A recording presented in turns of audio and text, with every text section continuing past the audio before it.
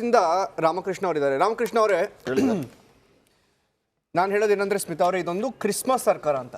Christmas ಸರ್ಕಾರ sir, ನಾನು ಹೇಳೋದು ನಿಮ್ದೊಂದು ಕ್ರಿಸ್ಮಸ್ ಸರ್ಕಾರ ಅಂತ. ಯಾಕೆ ಅಂತ ಕೇಳಿ, ಕ್ರಿಸ್ಮಸ್ ದಿನ ಸ್ಯಾಂಟಾ ಕ್ಲಾಸ್ ಬರ್ತಾರೆ. ಸ್ಯಾಂಟಾ ಕ್ಲಾಸು ಕೇಳಿದ್ನೆಲ್ಲ ಕೊಡ್ತಾರೆ, ಆಯ್ತಾ? ಯಾರ್ಯಾರಿಗೆ ಏನೇನು ಬೇಕೋ ಚೀಟಿಯಲ್ಲಿ ಒಂದು ಬರೆದಿಟ್ಟಿರ್ತಾರೆ. 24ನೇ ತಾರೀಕು ರಾತ್ರಿ, 25ನೇ ತಾರೀಕು ಸ್ಯಾಂಟಾ ಕ್ಲಾಸ್ ಬಂದು ಬೆಳಗ್ಗೆ ಯಾರ್ಯಾರು ಏನೇನು ಬೇಕೋ ಎಲ್ರಿಗೂ ಕೊಡ್ತಾರೆ. ನಿಮ್ಮ ಸರ್ಕಾರ ಆ ಥರ ಆಗ್ಬಿಟ್ಟಿದೆ ಇವಾಗ. ಸ್ಯಾಂಟಾ ಕ್ಲಾಸ್ ಕ್ರಿಸ್ಮಸ್ ಸರ್ಕಾರ. ಆಯ್ತು, ನೀವೇನು ಹೇಳೋದಕ್ಕೂ ಸ್ವತಂತ್ರರಿದ್ದೀರಿ. ನಾನು ಅದ್ರ ಬಗ್ಗೆ ಏನು ಆರ್ಗ್ಯೂ ಮಾಡೋಕ್ಕೆ ಅಬ್ಸರ್ವೇಷನ್ ಅಷ್ಟೇ. ಈಗ 22 ಆದಮೇಲೆ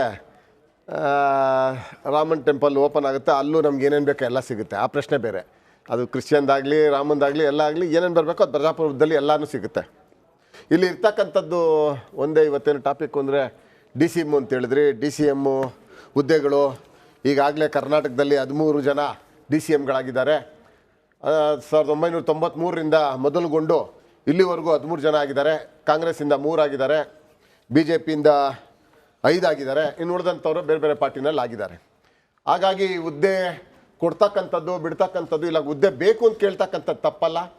ಅರ್ಥ ಆಗ್ತಿದ್ಯಾ? ಇದನ್ನು ಕೊಡ್ತಾರೆ ಅಂತಕ್ಕಂಥದ್ದು ಇಲ್ಲ ಕೊಡಲ್ಲ ಅಂತಕ್ಕಂಥದ್ದು ಏನೇ ಇದ್ದರೂ ಕೂಡ ಅದು ನಮ್ಮ AICC ಮಟ್ಟದಲ್ಲಿ ಅದು ತೀರ್ಮಾನ ಆಗುತ್ತೆ.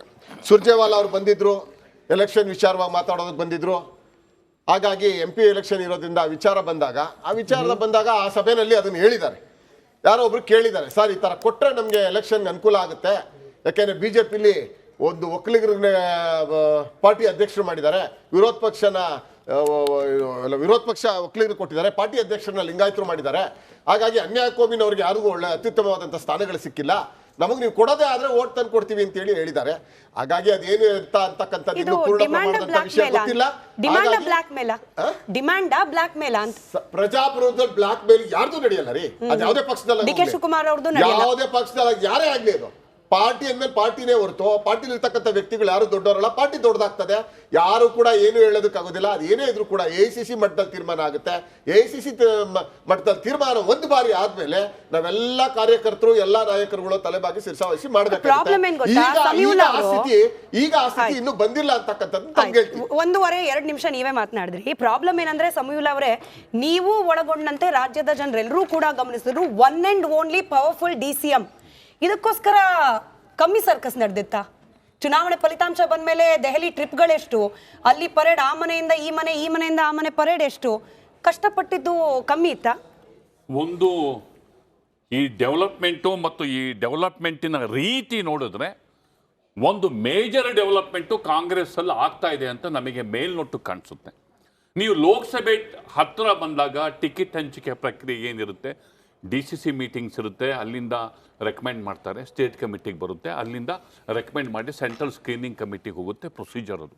AICC ಜನರಲ್ ಸೆಕ್ರೆಟರಿ ಬೆಂಗಳೂರಿಗೆ ಬಂದು ರಶ್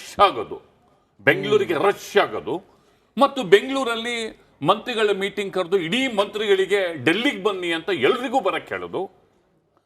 ಮತ್ತು CM, DCM, AICC general secretary 3 ಜನ 5 ಅವರ್ ಕ್ಲೋಸ್ ಡೋರ್ ಮೀಟಿಂಗ್, 5 ಗಂಟೆ close door complete close door. ಹೋಟ್ಲಲ್ಲಿ ನಾಟಿ ಒಂದು ಫೋಟೋನೂ ಇಲ್ಲ, ಒಂದು ಫೋಟೋ ತೆಗಿಲಿಕ್ಕೂ ಅವಕಾಶ ಇಲ್ಲ. ಸಾಮಾನ್ಯವಾಗಿ ಒಂದು ಫೋಟೋ ತೆಗಿಲಿಕ್ಕೆ ಒಂದು ಅವಕಾಶ ಇರುತ್ತೆ, ಅದೂ ಕೂಡ ಇಲ್ಲ.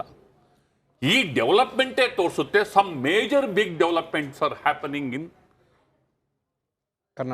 ಕರ್ನಾಟಕ ಕಾಂಗ್ರೆಸ್ ಪಾರ್ಟಿ. ಲೋಕಸಭೆ ಚುನಾವಣೆ ಬಂದರೆ ಅಥವಾ ಲೋಕಸಭಾ ಚುನಾವಣೆ ಹತ್ತಿರ ಬಂದರೆ ಮೀಟಿಂಗ್ ಕರೀತಾರೆ, ಜಿಲ್ಲಾಧ್ಯಕ್ಷರನ್ನ ಕರೀತಾರೆ, ಆಸ್ಪಿರೆಂಟ್ಸರು ಬರ್ತಾರೆ, ಡಿಸ್ಟಿಕ್ ಇನ್ಚಾರ್ಜ್ ಮಂತ್ರಿಗಳಿಗೆ ಬರ್ತಾರೆ, ಆಯಾ ಜಿಲ್ಲೆ ಸಪ್ರೇಟ್ ಮೀಟಿಂಗ್ ಮಾಡ್ತಾರೆ. ಇದು ಪ್ರೊಸೀಜರು. ಇಲ್ಲಿ ಲೋಕಸಭೆ ಚುನಾವಣೆ ಹತ್ತಿರ ಬಂದಾಗ DCM ವಿಚಾರ ಯಾಕೆ ಬರುತ್ತೆ? ಇದರರ್ಥ ಈ ಎಕ್ಸಸೈಸ್ ನಡೀತಿರೋದು ಲೋಕಸಭಾ ಚುನಾವಣೆ ಹೆಸರಲ್ಲಿ ಬೇರೆ ಏನೋ ಮೇಜರ್ ಡೆವಲಪ್ಮೆಂಟ್ ನಡೀತಾ ಇದೆ. ನಮಗಿದು ಮೇಲ್ನೋಟಕ್ಕೆ ಗೊತ್ತಾಗುತ್ತೆ. ಮೇಲ್ನೋಟ ಕಾಂಗ್ರೆಸ್